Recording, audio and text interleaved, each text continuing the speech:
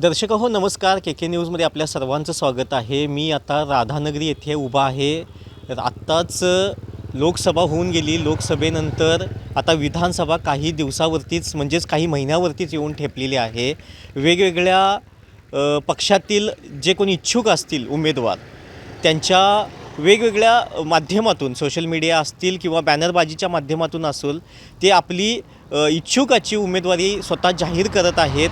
राधानगरीमध्ये मी तुम्हाला आता दाखवू इच्छितो माझ्या पाठीमागं की माजी आमदार के.पी. पाटील यांचा एक मोठा असा भला मोठा असा एक बॅनर आपल्याला पाहायला मिळतो आहे.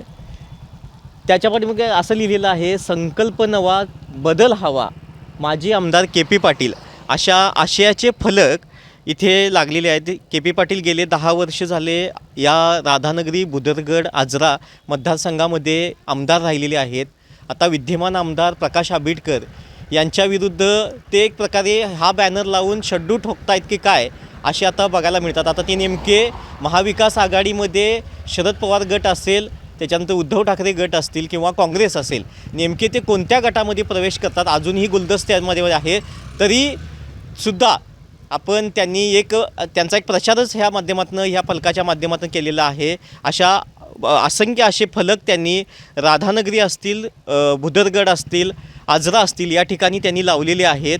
यावरनं इथल्या स्थानिक लोक असतील यांच्या भुया उंचावलेल्या आहेत आणि त्यांना एक त्यांच्या मनामध्ये प्रश्न निर्माण झालेला आहे की नेमकं के.पी. पाटील हे नेमकं कोणता झेंडा हातामध्ये घेणार आणि नेमकं ते निवडणूक लढवणार का हे आता येणारा काळच ठरवेल. कॅमेरामन स्वप्नील कांबळेसह मी मिलिंद कांबळे.